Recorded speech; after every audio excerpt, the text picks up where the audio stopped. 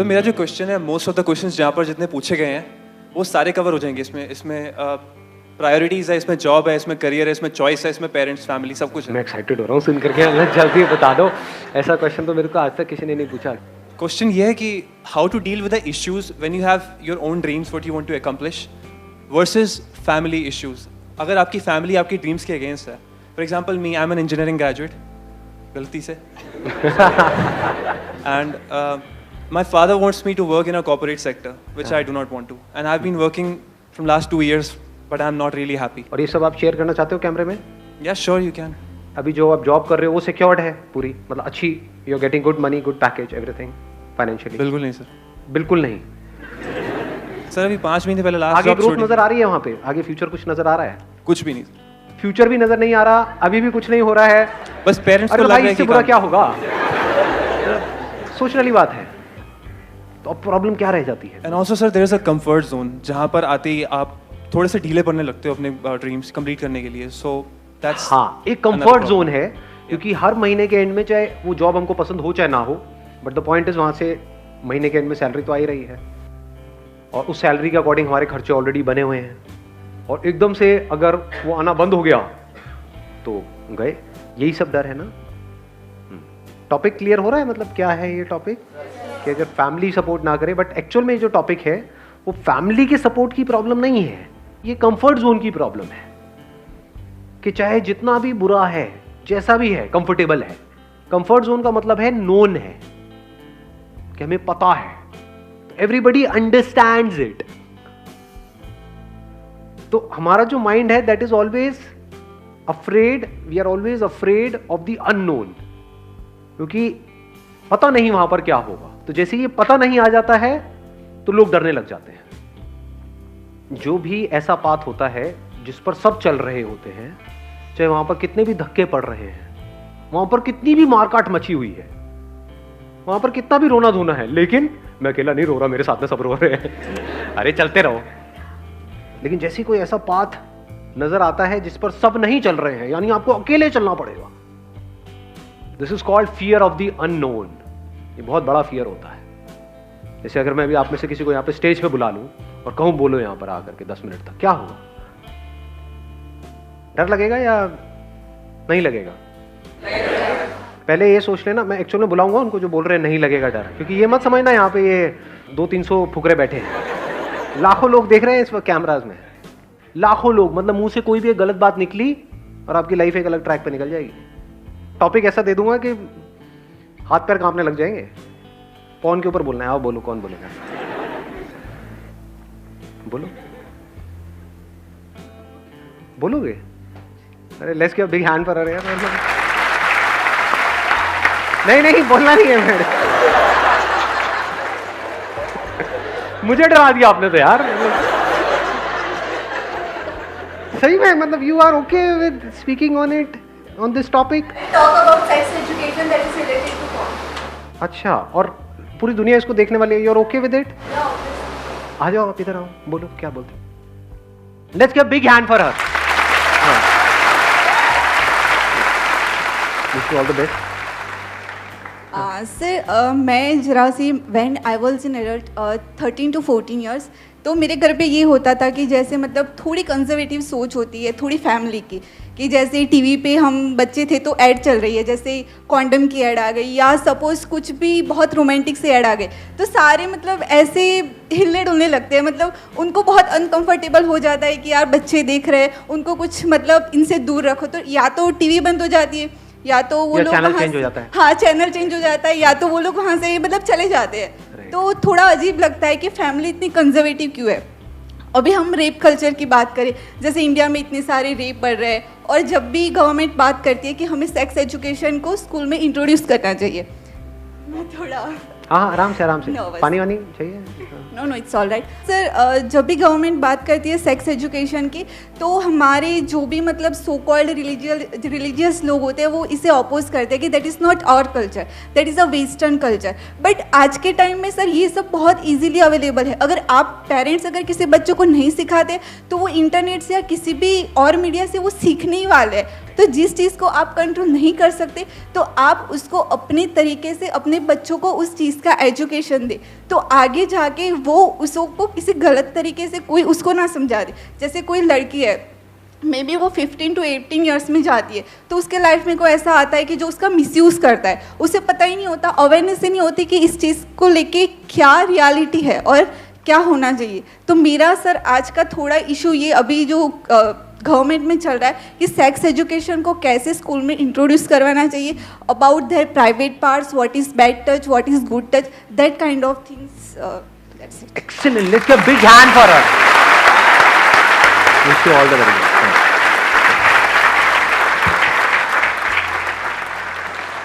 अब देखो, ध्यान से समझना क्या किया इन्होंने कुछ भी ऐसा नहीं किया जो आप नहीं कर सकते थे। आप में से कौन है जो यहां पर आकर के ऐसे नहीं बोल सकता था या नहीं बोल सकती? बताओ। एनीबडी हु कैन से कि नहीं मेरे को ये बातें नहीं पता है, या मैं ऐसे नहीं बोल सकता, या मैं ऐसे नहीं सोचता? कोई है जिसकी सोच इनसे अलग है? या इन्होंने वही बोला है जो हम सबकी सोच है? यस और नो? यस और no? Anybody who disagrees with her? कोई नहीं, सब एग्री करते हैं। एग्री करते का मतलब क्या कि हम भी ऐसी सोचते हैं, लेकिन बोलने की हिम्मत नहीं है यहां पर आकर के। ये होता है अपने कंफर्ट जोन से बाहर आना। यही फर्क होता है उन लोगों में जो लाइफ में कुछ ढंग का कर जाते हैं और उन लोगों में जो बैठ करके सिर्फ तमाशा देखते रहते हैं। सुनने में कड़वा लगे लेकिन सच है।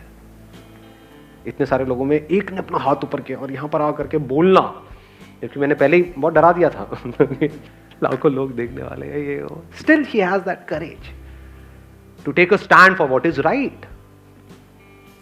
तो यहां से हमको अगर आप ध्यान से समझेंगे तो प्रैक्टिकली ये समझ आ रहा है कि अपने कंफर्ट जोन से बाहर कैसे आते हैं। किसी के बोलने से नहीं आते। मैंने क्या कर रहा था? मैं आपको मोटिवेट कर रहा था यहां पर आने के लिए या डीमोटिवेट कर रहा था? डीमोटिवेट कर रहा था, अगर ध्यान से आपने समझा हो तो। मैं आपकी वॉट लगा रहा था, सोचो जरा, सोचो सोचो सोचो, ये वो करके, और सब हो गए डीमोटिवेट, सबकी वॉट लग गई। लेकिन ये डीमोटिवेट नहीं हुई। क्यों? बिकॉज इन्होंने डिसीजन इसके बेस पे नहीं लिया कि मैं क्या बोल रहा हूं, मैं क्या नहीं बोल रहा हूं। इनके अंदर से आया कि हाँ, ये this topic is close to my heart and I want to speak on it no matter what. दुनिया जो सोचती है उनकी प्रॉब्लम है, राइट? हाँ, ये थॉट प्रोसेस होती है उन लोगों की जो लाइफ में कुछ अलग करते हैं। इस अलग करने को ही सक्सेस बोलते हैं, अगर एक्चुअल में आप सक्सेस का मतलब समझोगे तो। यानी जो सब कर रहे होते हैं उससे थोड़ा सा अलग, या जो सब कर रहे होते हैं उसी को अलग तरीके से। ये दो ही चीजें होती हैं। हाँ, आप बोलिए। सर, एक्चुअली मेरा बचपन से ही ड्रीम था कि मैं अपना ओन बिजनेस स्टार्ट करूं, बट मेरे पास कैपिटल नहीं था मेरा बिजनेस करने के लिए। दैन मैं दुबई गया अपना बिजनेस के लिए पैसे इकट्ठे करने। मैं वहाँ पे गया था, सिर्फ मेरा माइंडसेट ये था कि मैं कुछ अर्निंग करूँ, दैन इंडिया आके अपना बिजनेस स्टार्ट करूँ। बट वहाँ पे मुझे इतना अच्छी प्रोग्रेस मिली। मैं 4 साल रहा, एक ट्रिप की, दैन अगेन मैं गया वहाँ पे, इतना अच्छा सब कुछ मुझे मिला, अच्छी सैलरी, सब चीज़ अच्छा था। बट फिर भी माइंड में वही था कि इंडिया आके बिजनेस करना है, लाइक अंबानी।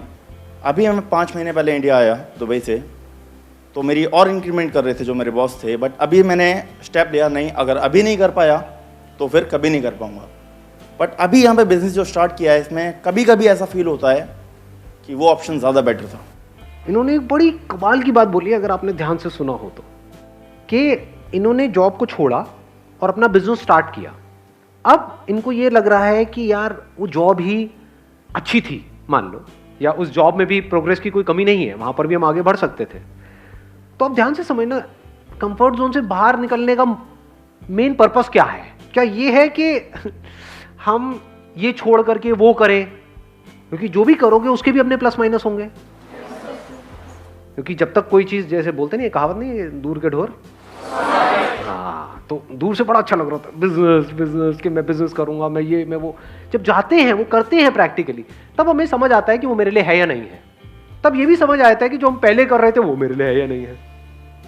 तो कंफर्ट जोन से बाहर निकलने का मतलब ये है कि एटलीस्ट जो भी आप रिस्क लेना चाहते हो अपनी लाइफ में, अभी टाइम है आप लोगों के पास में, लो तो सही। अब इन्होंने रिस्क लिया, इसका मतलब ये नहीं है कि वहां से निकलोगे तो बिजनेस आप करोगे तो उसमें सक्सेसफुल होना है, नहीं।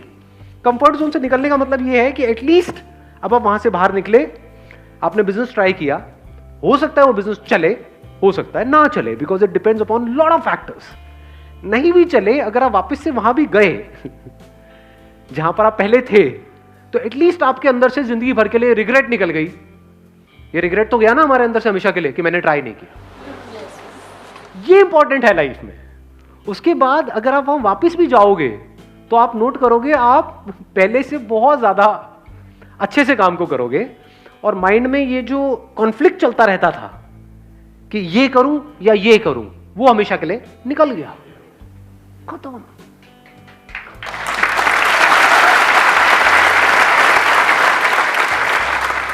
क्योंकि कोई भी चीज करके ही समझ आती है, बिना करे नहीं समझ आती। अब मैं आपको, मेरी बेस्ट विशेस आपके साथ में है। I wish from the bottom of my heart कि जो आप कर रहे हो उसमें आपको सक्सेस मिले, 0.1% ना भी मिले because of whatever reasons, और आप वापस भी जाओ तो अब एटलीस्ट वहां पर जहां भी आप जाओ वहां पर खुश रहो। लाइफ में ये सबसे इंपॉर्टेंट है। अभी भी ये चीज़ बहुत डिस्ट्रैक्ट करती है। जैसे कंटिन्यू उधर की जो कंपनीज थी वहाँ पे जो मेरा लिंक था, आई वाज इन सेल्स, तो अभी भी ऑफर्स आते हैं तब माइंड बहुत लगा जाता है कि हाँ। क्या करना चाहिए। और वो इसीलिए ऑफर्स आ रहे हैं क्योंकि वहां पर Reason आपने because- बहुत अच्छे से काम किया। Because I know the 2 languages, हाँ। Iranian and Arabic, that's why.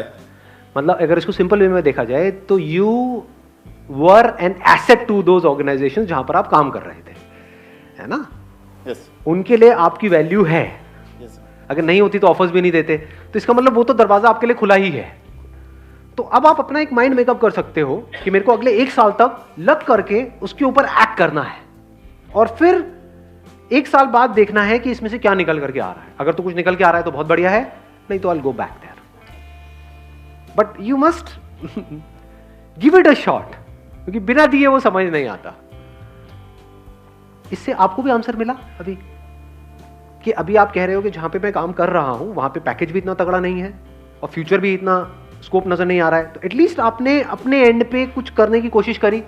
ऐसा था, क्या हुआ, पेरेंट्स ने कुछ टाइम तक बोला, वो तो अभी भी बोल ही रहे होंगे किसी ना किसी बात पे, बाद में भी क्या बोलेंगे ही, क्या बोल रहे होंगे, अभी ये बोल रहे होंगे कि तेरा भाई देख, तू खुद को देख, ये वो तब भी तो यही बोलेंगे, इससे ज्यादा क्या बोलेंगे, है ना? सोचने वाली बात है। हम बस कई बार क्या होता है, प्रॉब्लम्स को ओवर एस्टिमेट कर रहे होते हैं अपने माइंड में। इंडिया में किसी के माँ बाप में इतना दम नहीं है कि अपने बच्चों को डिसोन कर दे, नहीं है दम। अब भैया वो टाइम गया कि 20 बच्चे हैं, 40 बच्चे हैं, 50 बच्चे हैं, कि नाम ही नहीं पता माँ बाप को, 2 बच्चे टोटल है। बच्चों में जान अटकी पड़ी है माँ बाप की। कभी आपने थोड़ा सा नौटंकी के लिए भी बोला ना कि मैं घर छोड़ के जा रहा हूँ, नींद उड़ जाएगी आपके घर वालों की। कभी करके देख लेना, ये नौटंकियाँ करी भी होंगी, मैं करके क्या देख लेना। मैं बड़ी करता था बचपन में, मतलब जरा सा कुछ हुआ पापा मेरी बड़ी पिटाई करते थे, मतलब बचपन में खूब मार खाई है। जब भी पिटाई होती थी मैं जा रहा हूँ घर छोड़ करके, छोटा सा होता था, घर छोड़ के चला गया, पीछे पार्क में बैठा हुआ हूँ, फिर मम्मी आती थी मनाने के लिए, नहीं नहीं बेटा आ जा, मैं नहीं आ रहा, मैं यही सोऊंगा आज रात को, मतलब नौटंकिया। तो कहने का मतलब है हम बहुत ज्यादा ओवर एस्टिमेट कर रहे हैं इन चीजों को, क्यों, क्या कर देंगे, क्या कर देंगे, मार देंगे, समझ लो, क्या बोलेंगे ही तो बोल तो अभी भी रहे हैं। एटलीस्ट क्या हुआ कि आपने अपना जो भी ड्रीम है, अब उस ड्रीम में आपको सक्सेस मिलेगी या नहीं मिलेगी, नोबडी नोस। अब प्रॉब्लम कब होती है, जब हम चाहते हैं कि कोई आकर के ना हमको श्योरिटी दे दे कि मैं ये छोड़ूंगा, ये करूंगा, यहां पे मुझे सक्सेस मिल जाएगी।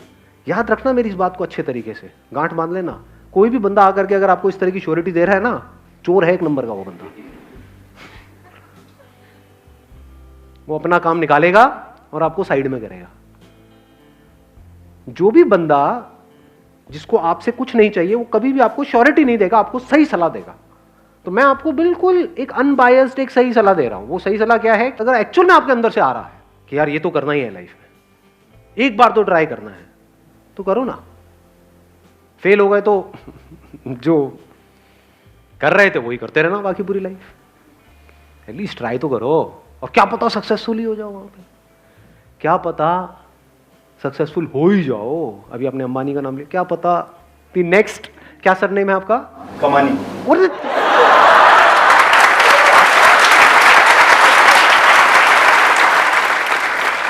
तो उनका है अंबानी, आपका है कमानी, तो हो सकता है नेक्स्ट कमानी।